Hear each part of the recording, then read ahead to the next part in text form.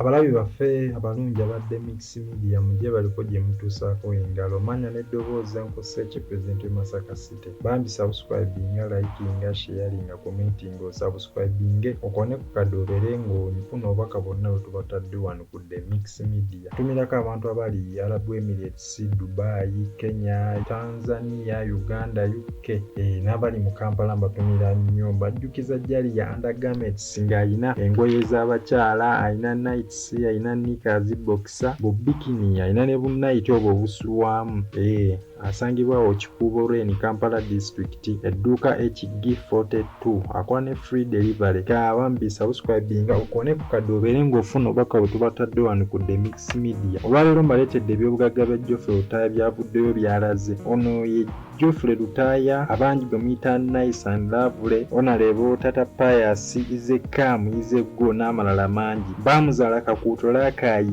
district era yasomera ku miti ebiri primary school Kyotera Mbuye primary school eno teyasobola kumalako misomo gye olw'ensonga y'akasimbi oluvannyuma ne yeegatta ku Kololo high school mu 1990 naye teyamalako ng'akasimbi kamufuukidde akasimbi katono nnyo ddala mu 2018 yatuula ebigezo bya senior floor ng'abisomera ku Makerere Day and Evening School giyite MEC mu 2019 yeegatta ku institute eno ng'afunirayo A-level certificate ono ye kabaka w'okuyimba bandi wano waffe mu Uganda bino ebyobugagga byavuddeyo n'alaga ekisookera ddala musajja muyimbi nga mwasinga okujja Sente ng'ayimba mu bivvulu emikolo egy'enjawulo okuli okukyala okwanjula embaga birthdays era muno mwasingira ddala okujja akasente nga sente zayimbira omukolo si ze zimu zayimbira ku bivvulu ng'atandikira ku miliyoni 2 okgenda waggulu singa aba agenda kuyimba ku mukolo wano mu bivvulu byo muteesa agamba kisinzira wate ekivvulu we kiba kyenkana ono CEO wa Dabani Motel ngeno motel eriko restaurant ne bar nga naye emwera ddala sente erimu gardens eriko n'ebifo wosobola okukyakaliramu n'owummuza ku birowoozo buli mwezi emwera ddala sente CEO wa The New Eagles eno ye CEO waayo era nga yasinga ofuna percentage ennene ng'afuna 80% ku sente z'ebeekoze The New Eagles nge 20% esigalidde ya mukyala we emwera ddala sente buli mwezi erina ebyuma oba osazeewo okubipangisa omuwayo kasente nenga ebyuma bino biseera ebisinga kubeera bya bandi ye The New Eagles oba oyagala kukolamu ka live nako osobola okukakolamu n'omuwayo kasente ku byuma byo bino ebya bandi ye asinga afuna 80% ku shares ezirimu mu Eagles production ng'akyaliyo yamuwera ddala nga sente kubanga yasinganga kutegekanga ku nnaku nsava okuli zi Christmas zi Easter Monday zi Easter zennyini ezennaku ensava idi kwasinga ye okutegeka era nga bano abantu abalala bo babeera eno mu nnaku ezitali nnyo nsava yakoleranga ddala sente ezifuna yakoleranga ddala sente eziwera kuba bulamu baali ba managing director New Eagles production kubanga ye yatunda na mmotoka ye okola The New Eagles production n'omwami Geoffrey Lutaaya Food Factory esangibwa Kansanga naye mwera ddala sente buli mwezi oba buli lunaku ngeno Food Factory kuliko we batundira engoye engatto saako n'ebintu ebyokwewunda ng'era esinga fumba mmere ennansi okuli amatooke oluwombo lumonde n'emmere endala nnyingi nnyo Geoffrey Lutaaya memba wa parliament ng'akiikirira Kakuuto Lakayi district era alondebwa mu 21 mu ba MP nawo omuwera ddala sente buli mwezi wakati wa miliyoni 3 tuuka ku miliyoni 4 wano kisinzira wawoova w'osinzira okuva n'ojja Kampala n'oteeseza abantu bo omuntu asula mu Central tasula afuna sente ezimu n'omuntu asula eggulu ono mu ba MP mumuwera ddala sente nga tekisinza n'akakiiko k'obeera oli kuba abeerawo transport allowance health allowance n'obusente obutinitini ku opposition akolanga shadow minister omwami ono Geoffrey Lutaaya nawe afuniramu ddala akasente n'asobola okukateeka mu bintu by'ayagala CEO wa dance floor bar Nateete nga naye mwera ddala sente nga lino bbaala litunda ebyokunywa byonna litunda bujuyisi litunda buli kika kya mwenge gwe ky'omanyi dance floor bar Nateete era ng'ebiseera ebisinga naye atera okubeeramu nga n'aweereza boutique alina eziwerera ddala nga ziri mu bitundu ebyenjawulo okuli Ntebe Road, Kampala, Masaka ne Kansanga eyo era nga zimuwera ddala akasimbi. Poloti alina eziwera mu bitundu ebyenjawulo okuli Kampala, Masaka era nga nazo ziri wantu ewalungi ddala. Alina ettaka kwalimira n'alundira era emmere gy'atera okukozesa mu restaurants zino oba zi motero ze ebiseera ebisinga yagyerimira ewaabwe ye Kakuuto. Endorsements z'akola okuli okuba obulango, zikola tune, ennyimba ze zaamuwera ddala ssente. Ogeza oluyimba lwa Nice and Lovely lwamuwera ddala ssente mu kola tunes, MTN's, Airtel nga zimuwera ddala ssente. Ssaako n'okwekubira obulango lwennyini n'eyo gy'aba agenze okusaka nga omubaka wa Parliament ebweru gy'aba agenze y'omwami Geoffrey Lutaaya. Ennyumba naye ateereddemu ddala ssente ze ziwera era alina ennyumba ennungi etunula ng'omuntu esangibwa e Munyonyo, Kampala District, namwe ateereddemu ddala ssente. Ebizimbe ebikola nabyo ayinamu era nga bimuwa ssente buli mwezi omwami Geoffrey. YouTube channel emuwera ddala ssente buli mwezi. Mu kuwandiika ennyimba yeekansa ono Kakensa Kabejja Kaliba Mulabe Edduka agiramu ddala ssente singa obeera oyagadde okuwandiikira oluyimba okusinga ddala olwa bandi.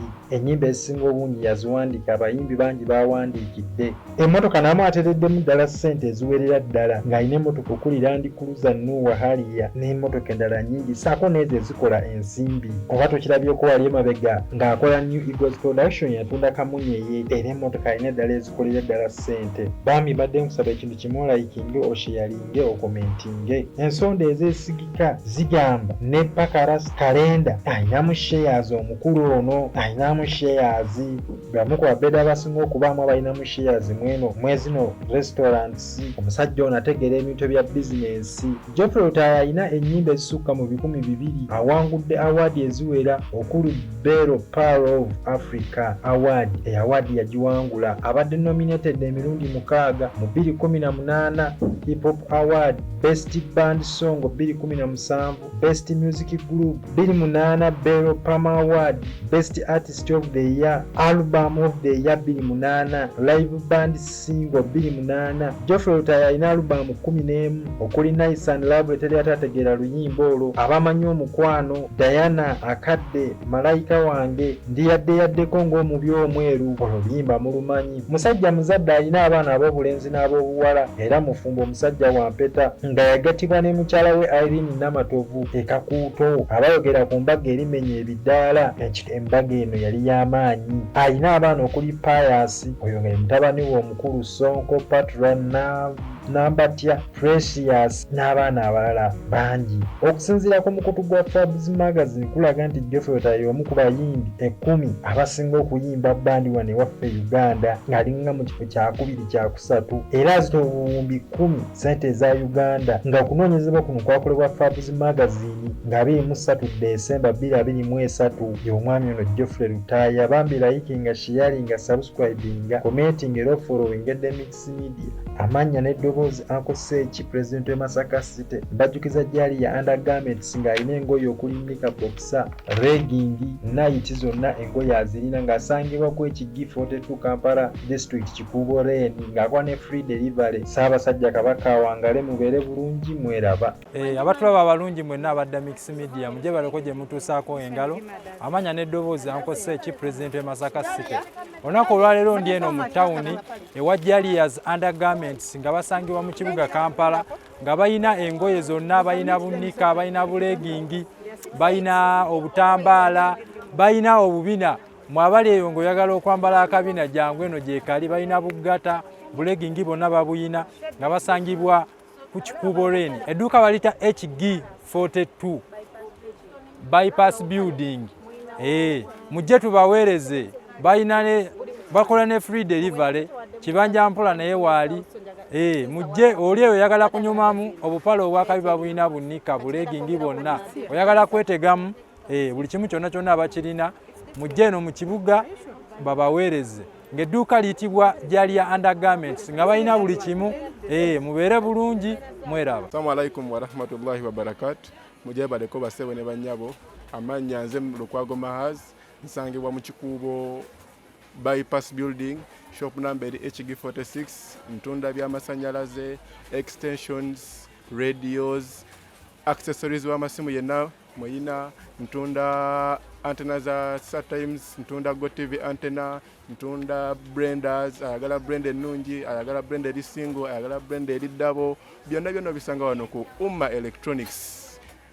HG46 wensangibwa ndi mu Kikubo bypass building, ntunda percolators, ntunda scarlet, malado, sutai, amataala gonna ag'enjawulo, ag'omunju, agatali ga munju, ag'omubizimbe, amataala amanene 5 watt ne 7 watt, byonna bisangibwa wano ku HG46 ku Umma Electronics. Enamba z'essimu esooka eri 0702 52 45 30. Njiddamu there is 0702 52 45 30.